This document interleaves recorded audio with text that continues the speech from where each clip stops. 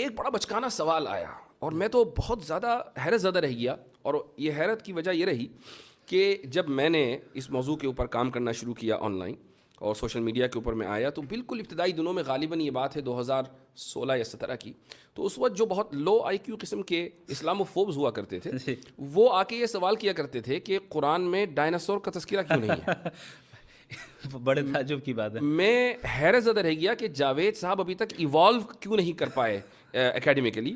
اصل میں اب تک وہ رسل کو ہی پڑھ رہے ہیں. وہ اب تک رسل تو کو ہی پڑھ رہے ہیں. جی ہاں, تو آپ کا جو جواب تھا وہ بڑا زبردست تھا ماشاء اللہ, کہ قرآن ہدایت کے لیے ہے, وہ جیوگرافی یا زوالوجی یا اس طرح کے مضامین کو کور کرنے کے لیے نہیں ہے. کچھ چیزوں کا اس میں مظاہر فطرت کے تحت تذکر آ گیا, وہ بات الگ ہے.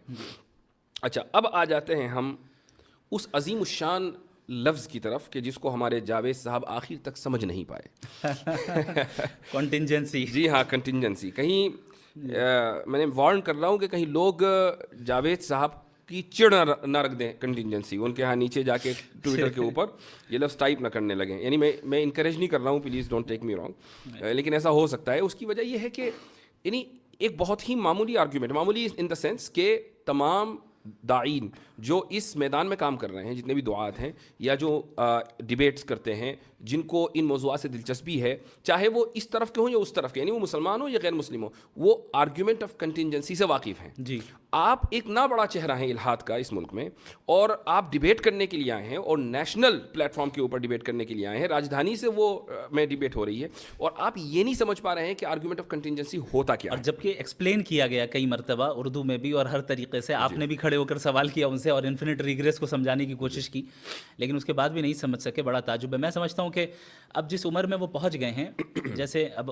ظاہر ہے ایتھیسٹک ورلڈ ویو الگ ہے, ہمارے ورلڈ ویو میں جب اس عمر کے میں کوئی پہنچ جائے اور دیندار ہوں تو ہم پھر ان کو کہتے ہیں کہ گوشہ نشینی اختیار کرتے ہیں وہ حضرات, اور دعا کرتے ہیں, ہم ان سے دعا کی درخواست کرتے ہیں.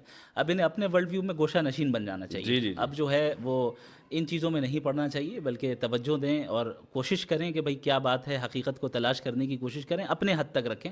کیونکہ ایک ڈیبیٹ کے اندر الیکٹران اور نیوٹران کی تسبیح پڑھیں.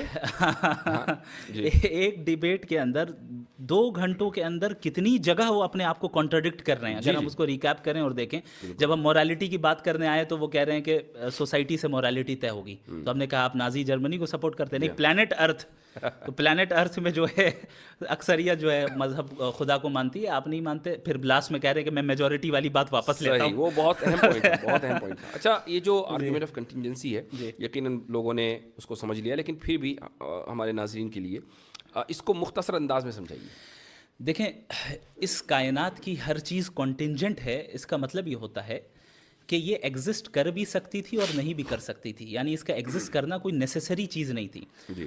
اور اگر ایگزسٹ کرتی تو ڈفرینٹ لاز کے ذریعے بھی کر سکتی تھی. یعنی ابھی جو لاز آف نیچر چل رہے ہیں, ہو سکتا ہے کوئی اور لا آف نیچر ہو.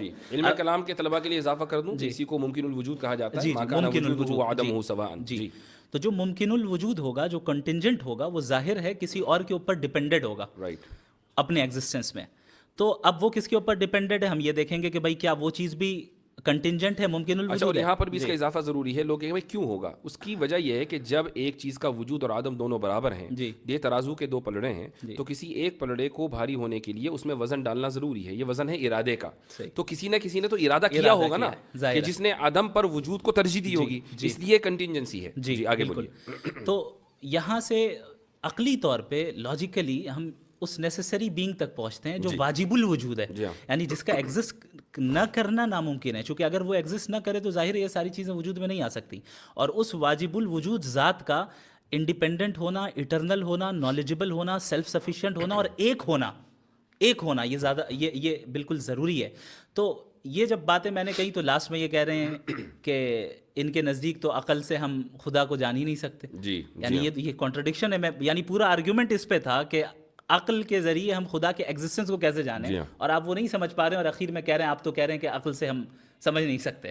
تو میرے خیال سے یہ ان کی عمر کا تقاضا تھا. اور اسی طریقے سے وہ انفینٹ ریگریس اور تسلسل کو بھی نہیں سمجھ